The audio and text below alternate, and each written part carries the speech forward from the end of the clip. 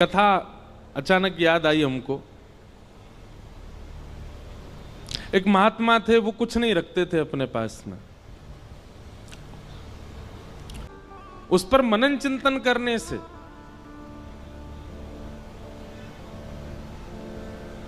एक कथा अचानक याद आई हमको। एक महात्मा थे, वो कुछ नहीं रखते थे अपने पास में। कभी किसी से कुछ लेते भी नहीं थे। हां, कोई भगवत वस्तु दे दे तो उसको संभाल लेते थे। किसी भक्त ने उनको गीता जी दे दी। महात्मा जी बड़े प्रसन्न हुए, गीता जी को उन्होंने स्वीकार कर लिया, रोज पढ़ते थे। कुछ दिनों में संपूर्ण गीता जी का पाठ पूरा हो गया। तभी एक व्यक्ति, उसके अंदर वैराग्य जाग गया था, वो महात्मा जी के पास आया, बोले मुझे अपनी सेवा में रख लीजिए। तो महात्मा जी ने उसको अपनी कुटिया में रख लिया। निष्किंचन महात्मा। एक दिन उनके मन में भाव आया कि हम कुछ तीर्थ यात्रा करने के लिए जा रहे हैं। तो महात्मा तीर्थ यात्रा के लिए जैसे ही निकले तो चेलाराम से कह के गए, बोले देखो हमारी कुटिया में है तो कुछ भी नहीं, खाली है पूरी, एक गीता जी हैं बस, यही हमारी संपत्ति है, इनको संभाल के रखना। उसने कहा ठीक है। अब वो गीता जी को संभाल करके रखता था। एक दिन एक चूहा घुस गया कुटिया में और वो गीता जी को कुतरने लगा। उस व्यक्ति ने देखा कि अरे ये चूहा तो हमारी गीता जी को खा जाएगा। उसने मनोविचार किया क्या करें। गांव वालों से पूछा तो गांव वालों ने कहा कि बिल्ली रख लो तो फिर चूहा नहीं आएगा। तो वो कुटिया में बिल्ली ले आए कि बिल्ली के डर से चूहा नहीं आएगा। कुछ दिन तो चूहे नहीं आए, लेकिन बिल्ली बेचारी पतली दुबली होने लग गई, उसको भोजन पानी मिलता नहीं था, सूखने लग गई। व्यक्ति को बड़ी चिंता हुई। उसने गांव वालों से कहा, बोले हमारी बिल्ली तो पतली हो गई, अब क्या करें। बोले इसको दूध पिलाना पड़ेगा तब हिष्ट पुष्ट होगी। तो क्या करें उसके लिए। बोले गैया रख लो। कुछ दिन तो किसी भगत के यहां से दूध आ जाता था, लेकिन कुछ दिन बाद एक गैया और रख ली। अब गैया का दूध उसको बिल्ली को पिलाने लगे। अब महाराज गैया पतली दुबली होने लग गई। अब बोले अब क्या करें। बोले इसके लिए तो भैया फिर एक जो है इसको चारा खिलाना पड़ेगा, इसको भूसा खिलाना पड़ेगा, इसकी सानी करनी पड़ेगी, तब जाकर के सब चलेगा। मन में विचार करने लगे बड़ा दिक्कत वाला काम है, अब उसके लिए क्या करें। तो बोले एक काम करो, एक दासी रख लो, वही घर को संभाल लिया करेगी, वही गैया की सेवा कर दिया करेगी, दूध निकाल के आपको भी पिला देगी, बिल्ली को भी पिला देगी। ठीक है, दासी रख ली। दासी से प्रेम हो गया तो उससे ब्याह हो गया। ब्याह होने के बाद में 3-4 बालक हो गए। कुछ महीनों बाद, साल बाद महात्मा लौट करके आए। महात्मा जी ने अपनी कुटिया में जीवन में कुछ नहीं रखा, केवल गीता जी रखी थी। आज जब लौट करके आए तो क्या देखा, बच्चे खेल रहे हैं, गैया बंधी हुई है, बिल्ली और बिल्ली के बालक भी डोल रहे हैं वहां पे। और वो जो सेवक था वो अब मोटा ताजा हो गया है और वहां बैठा रोटी पा रहा है, पत्नी भोजन बना रही है। बोले चेलाराम, अरे गुरुजी गुरुजी गुरुजी आओ आओ, प्रणाम श्री चरणों में। ये सब क्या किया बेटा तुमने। मैं कुटिया दे के गया था तुमको, एक गीता जी दे के गया था, ये सब तुमने क्या इतना विस्तार कैसे कर दिया। बोले गुरुजी सब गीता जी ने ही करवाया, गीता जी की कृपा से ही सब वैभव बना है मेरा। क्यों, तुमने पाठ किया था क्या। 18 अध्यायों का पाठ किया था। अरे पाठ नहीं किया मैंने, 18 अध्याय देख लिए। बोले कैसे देखे। बोले पहला अध्याय तो बिल्ली है, दूसरा अध्याय गैया है, तीसरा अध्याय पत्नी है, चौथे पांचवें छठवें रोल लाइन नीचे सारे अध्याय हैं। गुरुजी समझ गए, बोले गीता जी केवल रखी थी, पढ़ी नहीं थी, पढ़ी होती तो इतना विस्तार नहीं होता। हम लोगों को लगता है कि केवल रामायण जी को पूज लो, भागवत जी को पूज लो, गीता जी को पूज लो, इन्हीं से काम हो जाएगा। नहीं, आप उसका स्वाध्याय नहीं करेंगे, उस पर मनन चिंतन नहीं करेंगे, जो आपके मन में विकार हैं, जो मन में आसक्तियां हैं, वो कैसे समाप्त होगी? पैरासीटामोल घर में रखने से बुखार थोड़ी उतरेगा, उसको पाना पड़ेगा। अदरक घर में रखने से गला ठीक थोड़ी हो जाएगा, उसको कूट के उसका रस लेना पड़ेगा।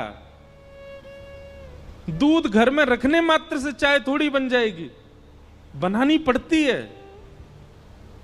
बाजार से केवल घिया, लौकी, तोरई, टमाटर लाके घर में अब तो सब्जी बन जाएगी, कैसे बने? अपने आप बनानी पड़ेगी। सामग्री घर में लाने से कल्याण नहीं होगा, सामग्री का उपयोग करना आना चाहिए।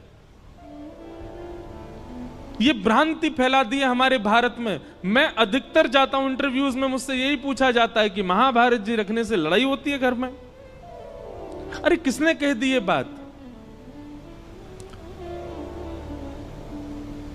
और एक बात सुनिए, आप महाभारत घर में नहीं रखते तो कम लड़ाइयां हो रही हैं आपकी। महाभारत ने तो युद्ध को विश्राम किया है। हमारे शास्त्र कहते हैं यन्ने भारत तन्ने भारत। पूरी दुनिया में आप जो कुछ भी देखते हैं, चाहे वो स्वभाव हो, चाहे वो व्यवहार हो, चाहे वो दोष हो, चाहे वो गुण हो, ऐसा एक भी दोष, गुण, स्वभाव, व्यवहार, क्रिया नहीं है संसार में जो महाभारत में नहीं लिखी हो। सब लिखा है। कई ऐसे व्यवहार हैं जिनका अभी तक प्रादुर्भाव नहीं हुआ, वो हमारे बच्चे, उनके बच्चे देखेंगे।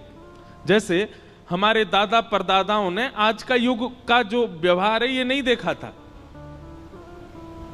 अब कई कई नए नए व्यवहार आविष्कृत हो रहे हैं ना, जैसे जैसे कलयुग आगे बढ़ रहा है। सब लिखा है महाभारत में। और जो महाभारत में नहीं लिखा, हमारे संत जन कहते हैं वो दुनिया में आपको कहीं देखने को मिलेगा ही नहीं। सब कुछ है महाभारत में। महाभारत का छोटा सा अंश है भगवत गीता, जिसने पूरे विश्व को ज्ञान दे दिया। समझो महाभारत कैसा होगा।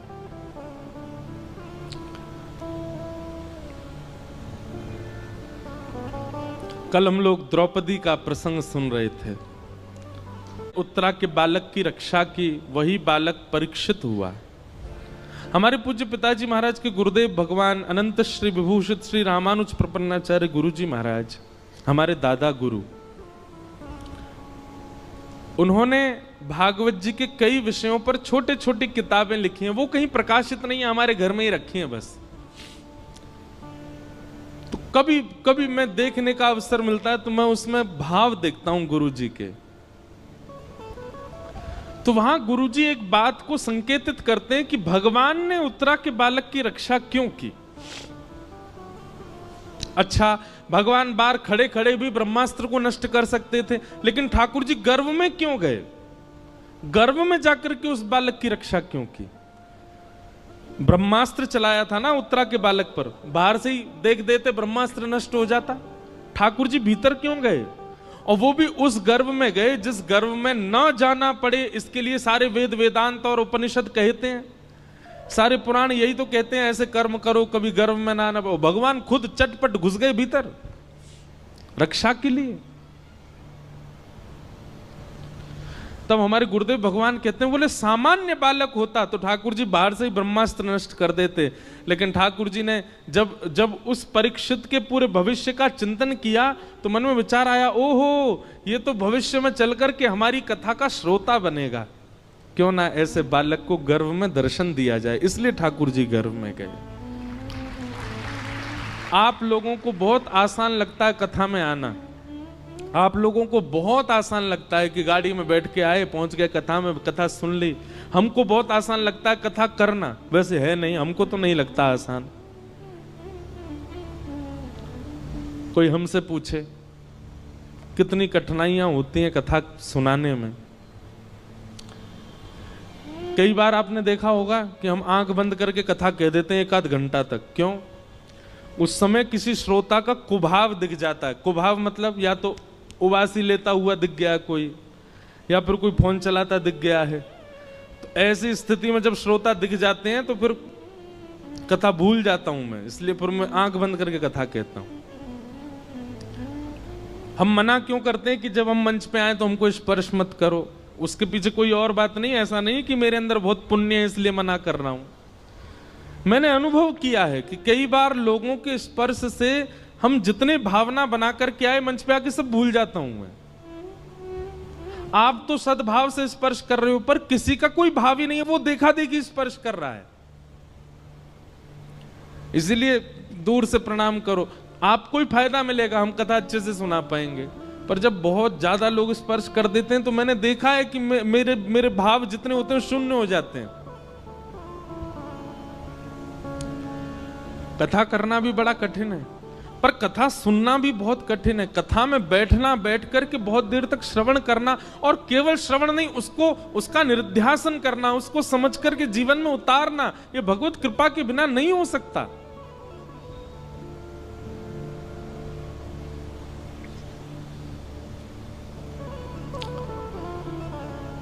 कथा का श्रोता होना सामान्य बात नहीं है। निश्चित ही ये बात आप लिख लीजिएगा, प्रमाणित है। अगर कोई व्यक्ति अपने जीवन में कथा से लगाव करता है, कथा श्रवण कर रहा है, उसने कभी ना कभी ठाकुर जी को देखा है, उसने दर्शन किया है ठाकुर जी का, इसीलिए उसकी रुचि बढ़ रही है।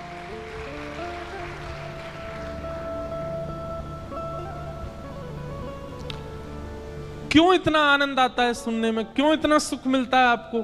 क्योंकि कभी ना कभी आपके जो भीतर चित्त है, आपकी जो आत्मा, उसने कभी अनुभव किया है ठाकुर जी का। इस जन्म में नहीं तो गर्भ में किया होगा, गर्भ में नहीं तो पूर्व जन्म में किया होगा, कभी तो किया है। तभी आपकी रुचि बढ़ रही है, तभी कथा सुनते सुनते नेत्र सजल हो रहे हैं, कथा सुनते सुनते प्रसन्नता हो रही है, कथा सुनते सुनते रोंगटे खड़े हो रहे हैं। ये सब विचार, ये सब प्रभाव हमारे ऊपर क्यों हो रहे हैं? क्योंकि कभी ना कभी तो ठाकुर जी का दर्शन हुआ है हमें।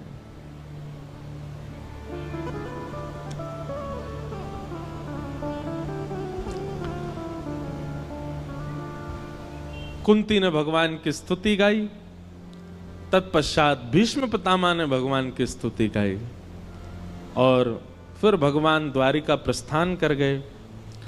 उत्तरा के गर्भ के बालक ने जन्म लिया, और कुछ वर्ष बाद जब भगवान अपनी लीला पूरी करके चले गए, तब पांडवों ने उस बालक को राज्य गद्दी पर बिठा दिया, और पांडव भी स्वर्गारोहण को चले गए।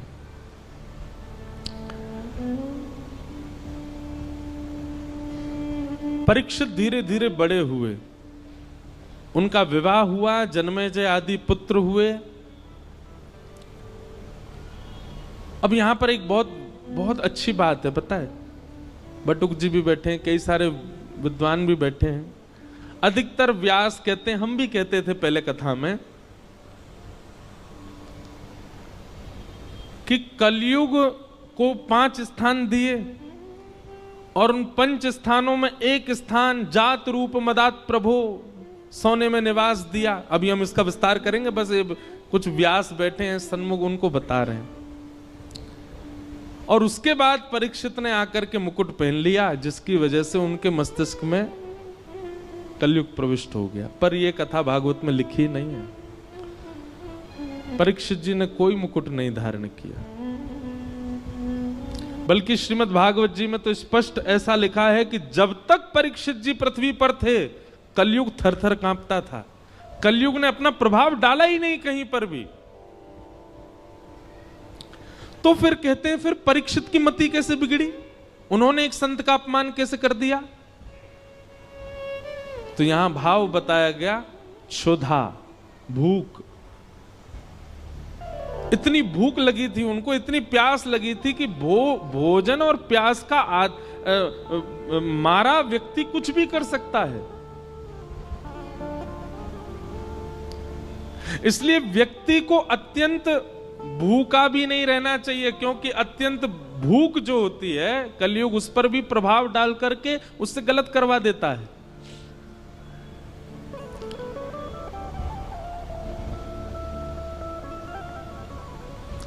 दो लोगों को भगवान नहीं मिलते। कौन दो लोग? बहुत खाने वाला और बहुत सोने वाला। पहला, जो बहुत खाता होगा और बहुत ज्यादा ही सोता होगा, समय से ज्यादा सोता है। अच्छा देखो, एक हमारे जैसे सोने वाले हैं। हमारे जैसे सोने वाले मतलब जिनकी 4-4, 5-5, 6-6 महीना की नींद बकाया है। कभी कभी नींद आती है तो खूब देर तक सो लेते हैं, पर कभी कभी सो पाते हैं हम। लेकिन एक व्यक्ति करता धरता कुछ नहीं, पूरे दिन पड़ा रहता है बस, फिर भी उसको इतनी नींद आती है कि रात में सोता है, सवेरे उठता है 10-11 बजे। काम नहीं करता, कहीं बाहर जाने का उसका काम नहीं, घर में पड़ा रहेगा पूरे दिन, और फिर भी उसको इतनी नींद आती है कि 7-8 घंटे सोता है। ऐसे व्यक्ति को ठाकुर जी नहीं मिलते। जो पारिश्रमिक नहीं है, परिश्रमी नहीं है, और फिर भी सोता है। और दूसरा, बहुत खाने वाला। इसमें भी यही बात आएगी, जो बहुत परिश्रम नहीं करता है लेकिन खाता बहुत है, बहुत खाता है, अधिक मात्रा, भूख से अधिक खाता है। ऐसे व्यक्ति को ठाकुर जी नहीं मिलेंगे। पहला व्यक्ति बहुत सोने वाला, बहुत खाने वाला।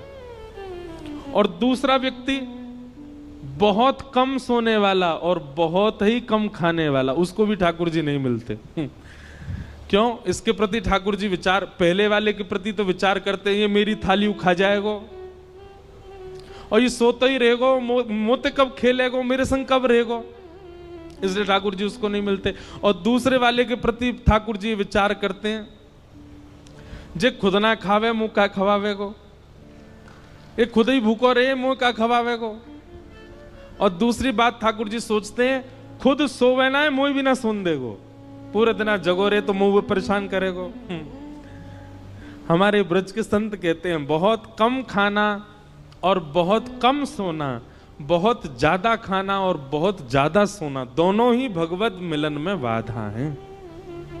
मध्यस्थ रहो, मध्यम रहो।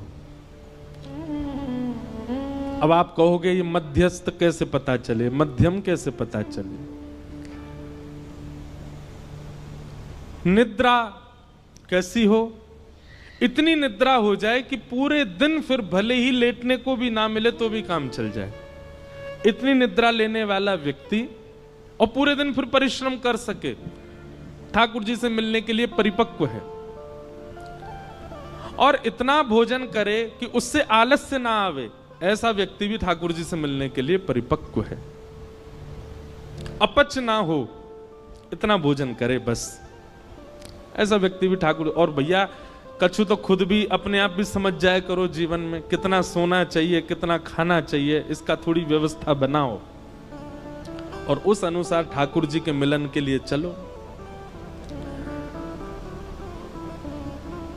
तो परीक्षित जी महाराज एक दिन विचरण कर रहे थे और विचरण करते हुए उनको कलयुग मिला,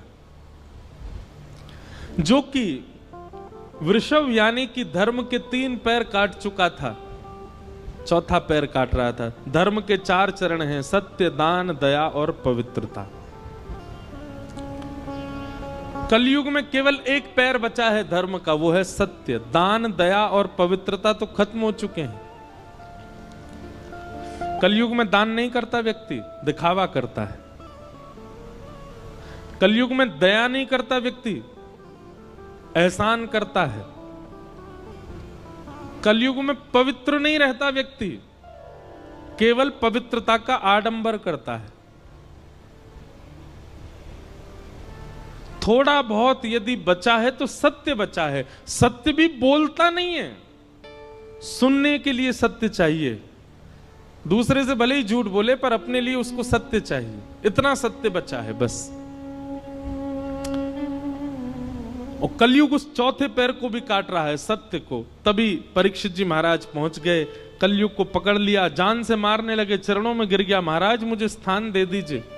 तब 4 स्थान प्रदान किए, द्यूतम पानम स्त्रिय सूना, ये 4 स्थान पहले प्रदान किए।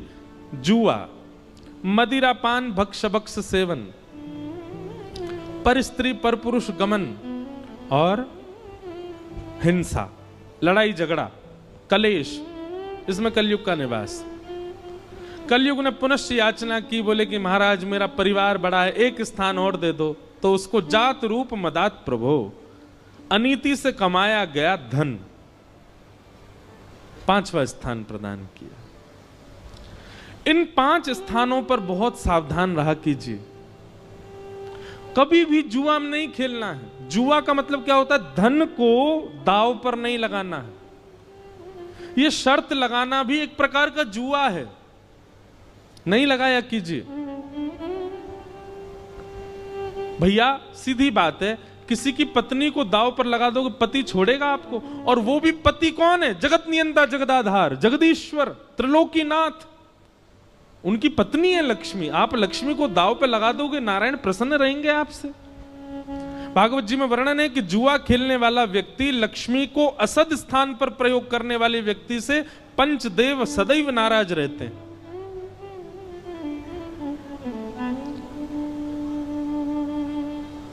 कई बार हमने देखा कि जुआ खेलने वाले व्यक्ति प्रारंभिक स्थिति में बहुत धन कमा लेते हैं,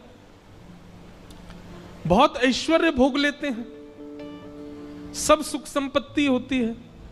एक बात याद रखिएगा बंधुओं, बहुत ध्यानपूर्वक सुनो। असद क्रिया करने वाला व्यक्ति, बहुत ध्यान से सुनिएगा, असद क्रिया करने वाला व्यक्ति दूषित क्रिया करने वाले व्यक्ति के लिए एक निधान बनाते हैं भगवान। क्या?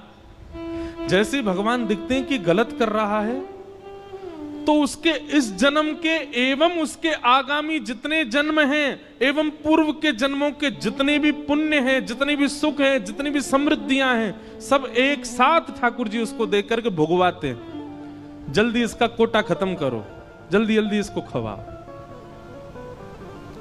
समझ में आई बात? थोड़ा और समझो।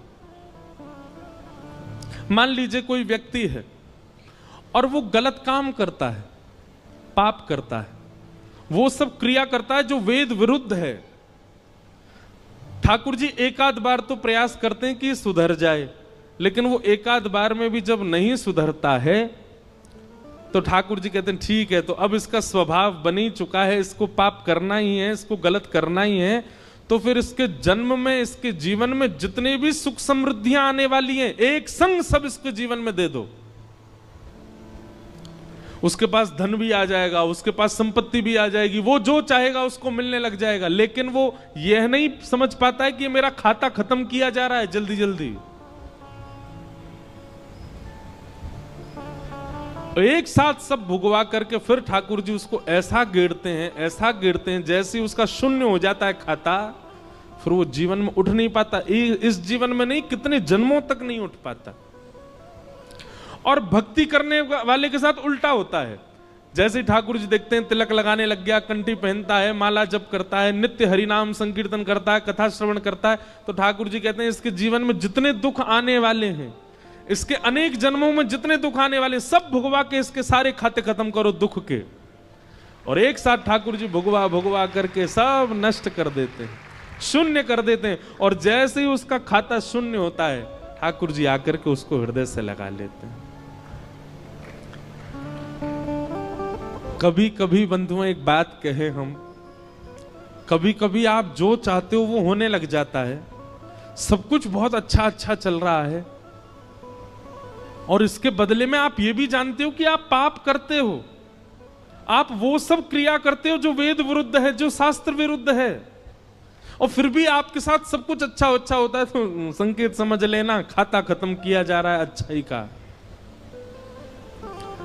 और जिस दिन कंठी माला पहनो, तिलक धारण करो, गुरु मंत्र ले लो, नाम जप करना प्रारंभ कर दो, तैयार हो जाना। अब ठाकुर जी हमारे बुराई के, हमारे जीवन के आने वाले दुखों के, कष्टों के, आर्तों के जितने भी विपत्तियां हैं सब अब भेजेंगे। हमको उसको निवृत्त करना, उससे नष्ट करना, उससे निकलना है, घबराना नहीं है।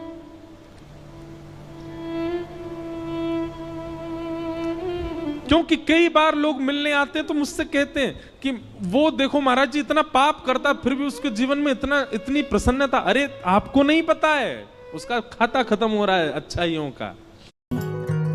With you, just wanna be with you.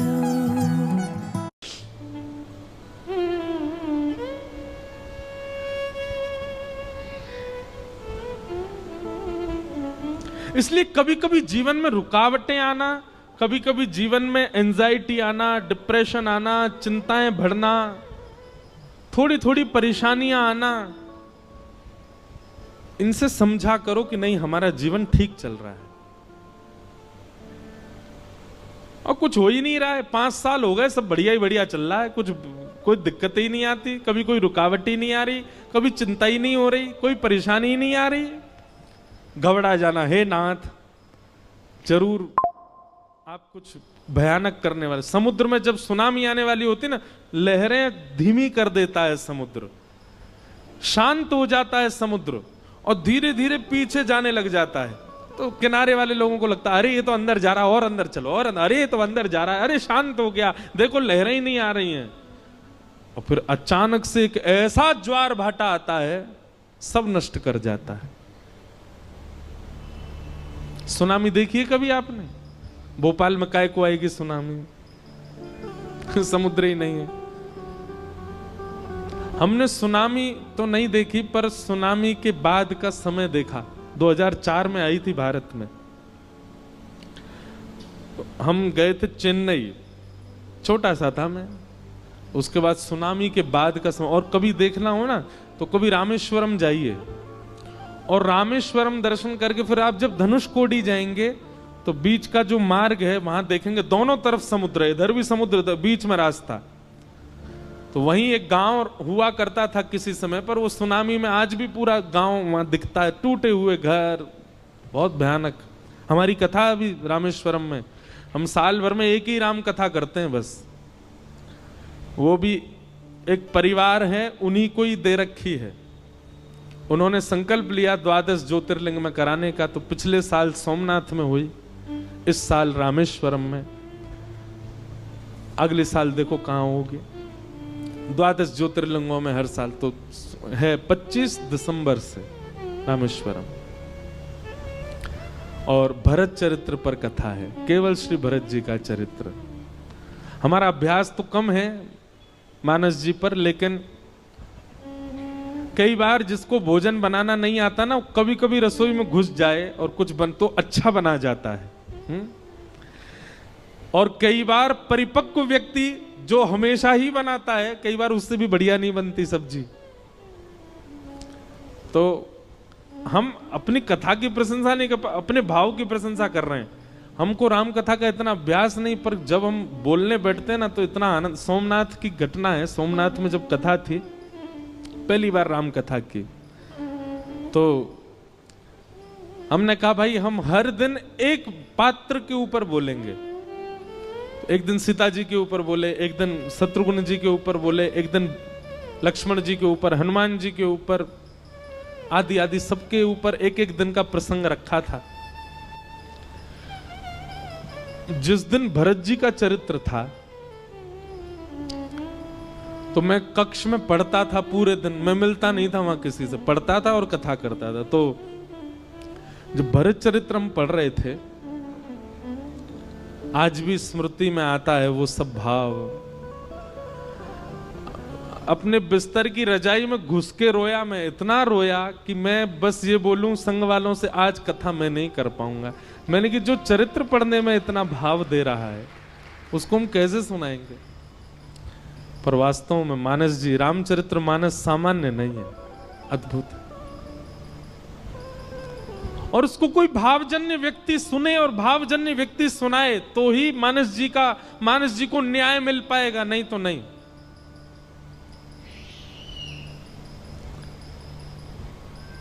तो कहां से कहां बात पहुंच गए, सुनामी से रामेश्वरम से धनुषकोडी से मानस जी से सोमनाथ, पूरी भारत यात्रा करवा लाए आपको। तो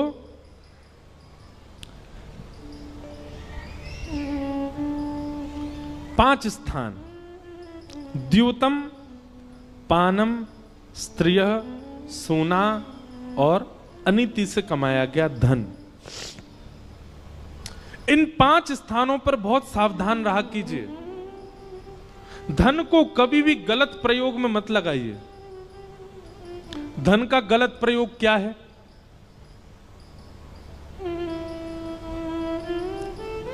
आपके धन देने से अगर किसी जीव की हिंसा हो रही है वो गलत है। आपके धन देने से किसी के आत्मसम्मान पर बात जा रही है, किसी का परिवार नष्ट हो रहा है, वो गलत है। आपके धन देने से कोई व्यक्ति व्यसन की ओर अग्रसित हो रहा है, वो धन का गलत व्यय है। आपके धन देने से गलत व्यक्ति अपने सही मार्ग को छोड़ करके गलत मार्ग पर जा रहा है, वो धन का व्यय गलत है। कुपात्र दानाच भवे दरिद्रम दरिद्र भावेन करोति पापम पाप प्रभावा नरकम प्रयाते पुनर्दरिद्री पुनरेव पापी।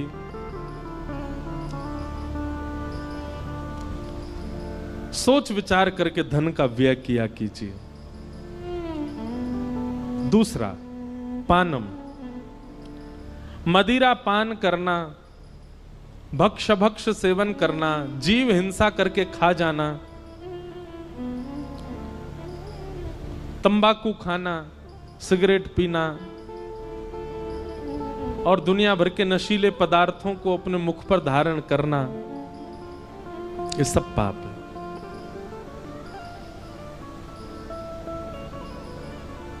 आप तांबूल सेवन कर सकते हैं। तांबूल मतलब सुपारी प्रसाद की ले सकते हो, पान खा सकते हो, मीठा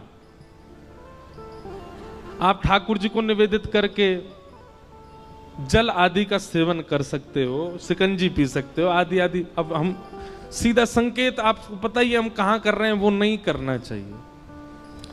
कई जगहों पे तो भगवान का प्रसाद बता करके भी कह दिया जाता है कि इसको ले लीजिए, ठाकुर जी का प्रसाद है।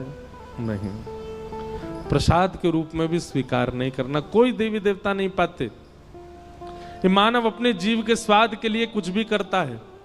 बताओ, महादेव को यूं बता देते हैं महादेव ऐसा। अरे महादेव को अगर विजया का भोग लगता है तो महादेव और भी तो बहुत कुछ भोग लगाते हैं, वो भी लगाओ। महादेव तो विष का भी भोग लगाते हैं। महादेव तो नीलकंठ भी हैं, महादेव तो गले में सर्प पहन के भी रहते हैं, महादेव तो हिमालय -30 डिग्री सेल्सियस में बागंबर पहन के रहते हैं। वो सब करके दिखाओ ना जो महादेव और भी करते हैं। देवताओं की तुलना में फिर वो सब क्रिया नहीं करनी चाहिए जिससे आपके जीव के स्वाद या आपकी मनवांछित इच्छा पूरी हो रही हो। पाप लगेगा। सही बता रहे हैं, जो महादेव का नाम लेकर के जीवन भर नशा करता है, उसकी मृत्यु के बाद शमशान से ही त्रिशूल लेके भागते होंगे महादेव उसके पीछे। तुझे बताऊं मैं पहले, मेरे नाम पर जाने क्या क्या करके आया। ये क्यों नहीं सुना तूने कि महादेव 24 घंटा राम नाम ध्वनि के चिंतन में रहते हैं? वो क्यों नहीं किया? महादेव पार्वती जी को बैठा बैठा करके कथा सुनाते हैं, अमर कथा सुनाते, ये क्यों नहीं किया तेने? महादेव ने अपनी जटा से पूरे विश्व को पवित्र करने वाली गंगा जी को प्रकट करके, आई तो वो ब्रह्मलोक से हैं, आई तो वो विष्णु लोक से हैं, पर महादेव के जटा से ही तो पृथ्वी पर आई हैं। महादेव जैसे उच्च कोटि के बन तो जाओ।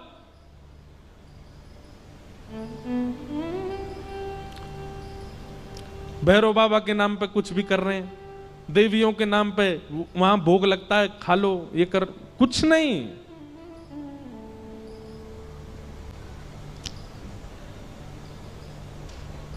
व्यसन प्राधान्य जो देवों को पूजते हैं ना, और देवताओं की पूजा के बाद फिर व्यसन को अपने उपभोग में लेते हैं। ठीक है, कहीं पर विधान है कि देव को अर्पित करना है, किसी के गणों को अर्पित करना है, लेकिन उसके प्रति आपकी भावना फिर क्या, वो प्रसाद रूप में हम भी ले लें,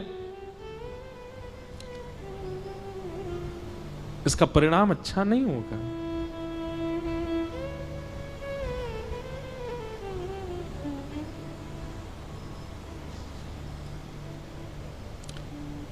एक बार मैं कहीं कथा में बोल रहा था कि किसी व्यक्ति के ऊपर देवी देवता नहीं आ सकते, गण आ जाते होंगे। भैया सीधी बात है, प्रधानमंत्री किसी व्यक्ति को विशेष को परेशान नहीं करता, उसके नीचे रहने वाले, नीचे बैठने कुर्सी वाले परेशान कर देते होंगे।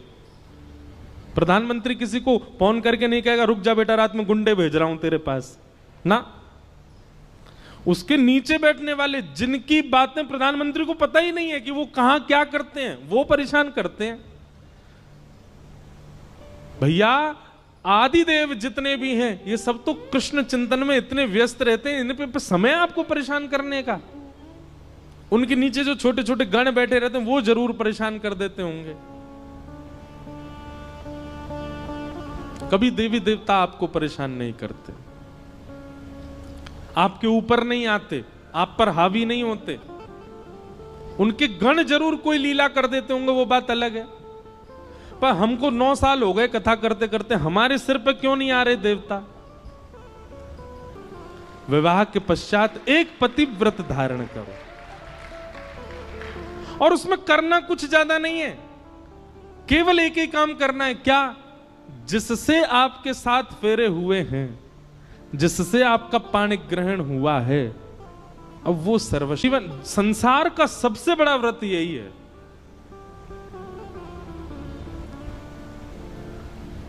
इससे बड़ा व्रत कोई नहीं हो सकता। और जिसने ये व्रत पूर्ण रूपेण पालन कर लिए, वो उसकी सारी एकादशी हो गई, उसके सारे मंगलवार हो गए, उसके सारे सोमवार हो गए, उसके सारे प्रदोष हो गए।